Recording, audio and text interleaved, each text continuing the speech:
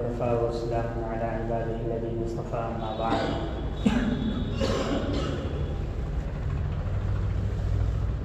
فقد قال الله تبارك وتعالى في القرآن المجيد والفرقان الحميد: أعوذ بالله من الشيطان الرجيم بسم الله الرحمن الرحيم.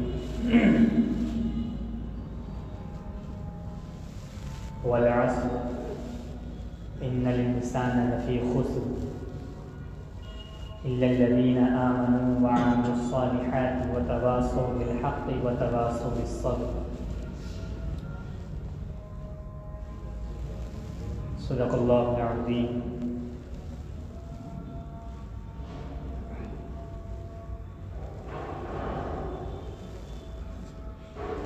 اللہ تبارک و تعالیٰ نے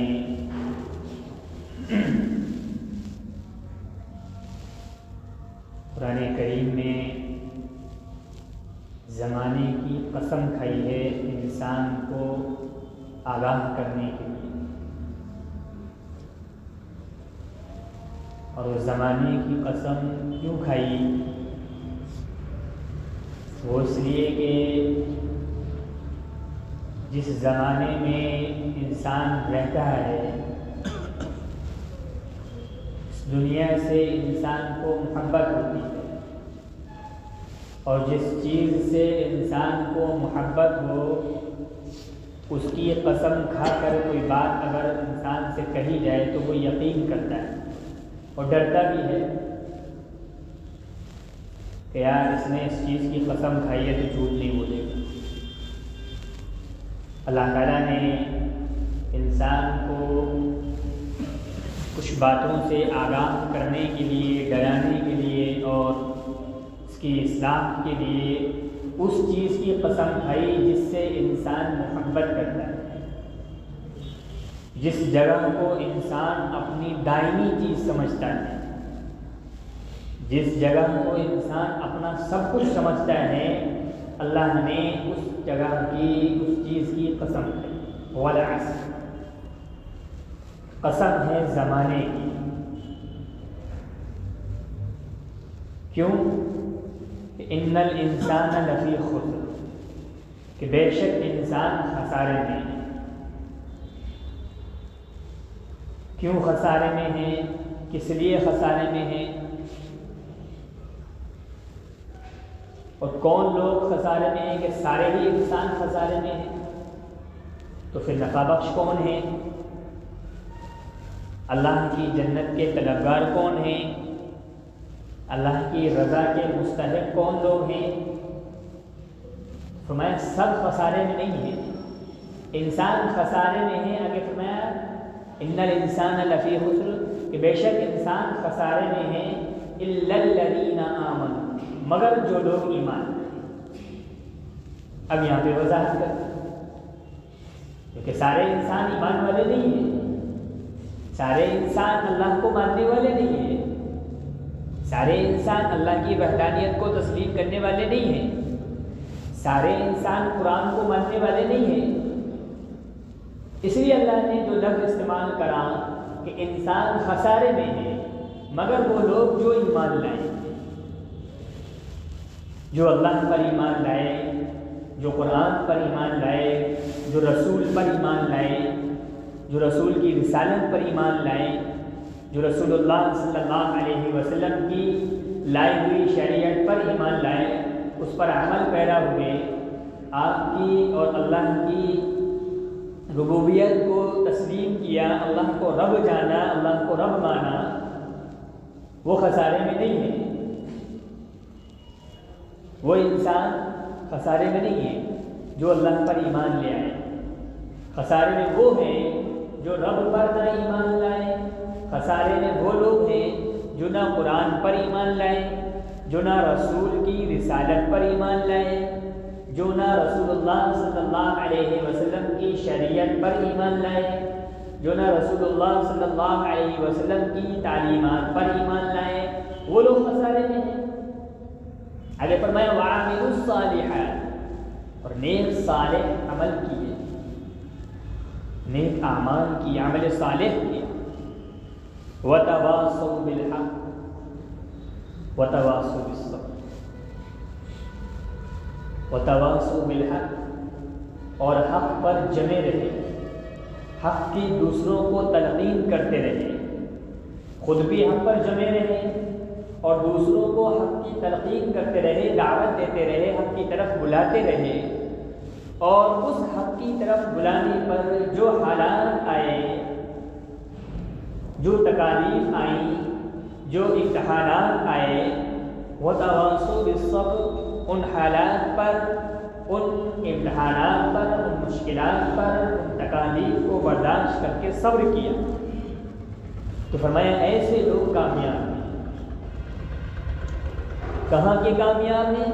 دونوں جہاں کے کامیاب، دنیا میں بھی ایسے لوگ کامیاب ہیں اور آخرت میں بھی کامیاب ہیں۔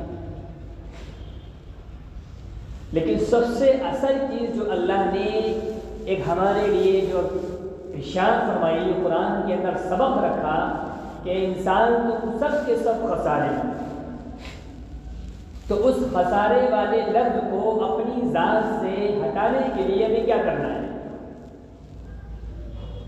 کیونکہ اللہ نے تو یہ اعلان کر دیا کہ سارے انسان خسارے میں ہیں، بے شک انسان خسارے میں ہے، لیکن اس کے آگے کا جو لفظ اللہ نے اللہ کا جو لفظ استعمال کیا ہے، مگر وہ لوگ جو اللہ پر ایمان لائے، رسول اللہ کی تعلیمات پر ایمان لائے۔ ایمان لانے کا مطلب صرف یہ نہیں کہ ہاں ہم نے اللہ کی وحدانیت کو اور اللہ پر ہم نے ایمان لانے والا کلمہ پڑھ لیا، ہم ایمان والے بن گئے۔ ایمان کا لانا اور ایمان کی صفات کو اپنے اندر پیدا کرنا، یہ دونوں الگ چیزیں ہیں، لیکن دونوں کا تقاضا ایک ہے۔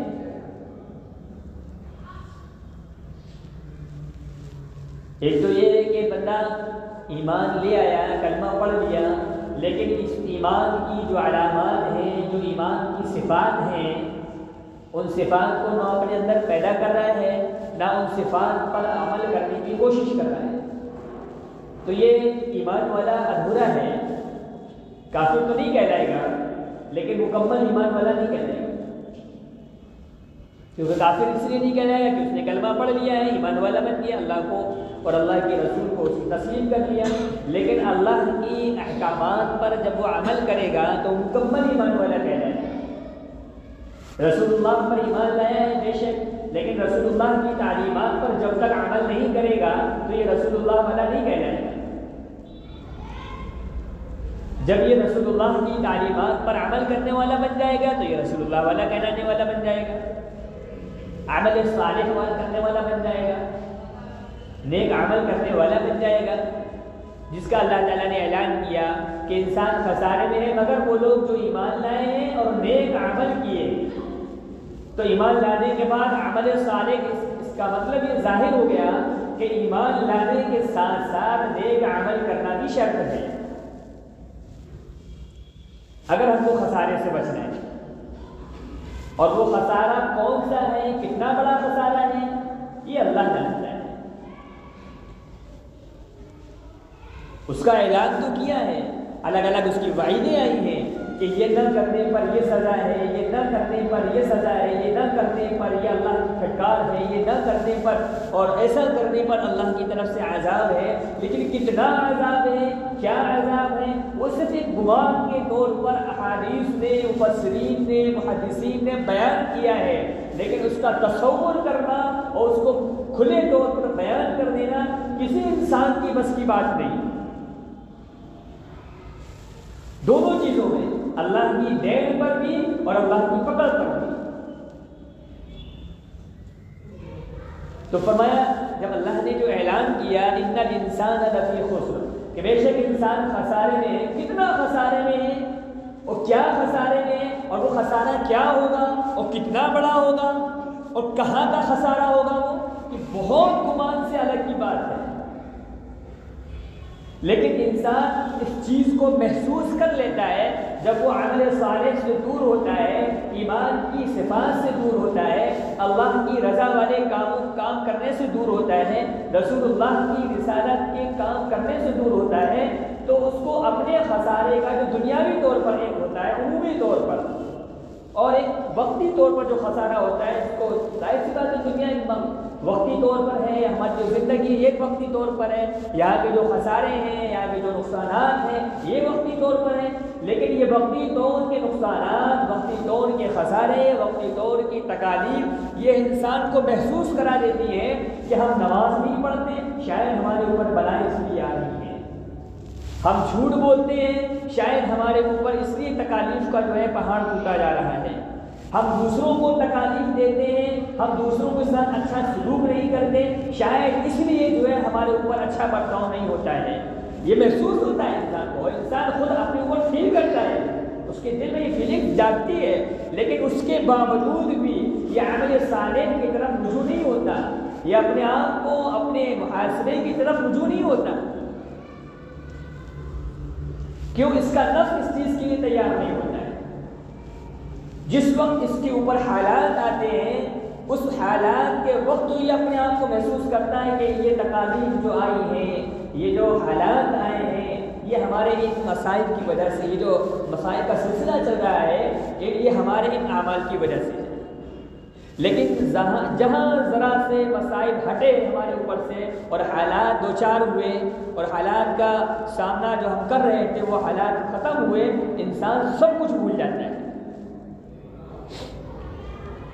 پھر یہ ایمان کے تقاضے کو بھی بھول جاتا ہے، پھر یہ ایمانی صفات کو بھی بھول جاتا ہے، پھر یہ عمل صالح کیا ہے اس کو بھی بھول جاتا ہے۔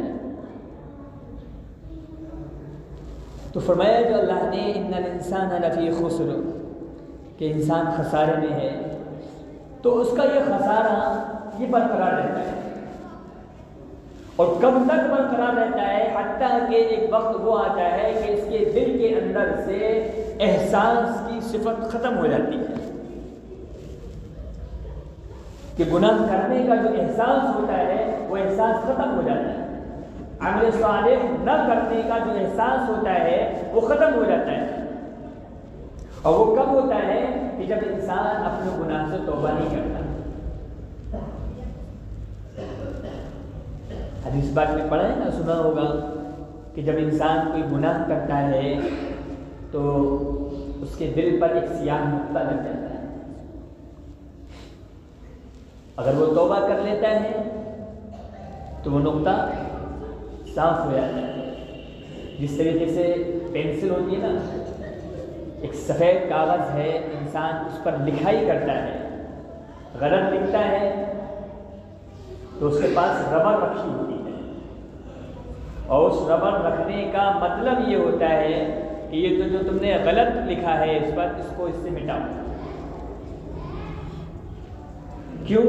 کیونکہ یہ کاغذ، یہ جو کاپی آپ کے پاس ہے، یہ غلط لکھنے کے لیے نہیں تھی، اس پر اچھا لکھنے کا ہے۔ اس پہ خراب لکھو گے تو آپ کی پینسل ضائع ہوگی اور آپ کی کاپی بھی ضائع ہوگی،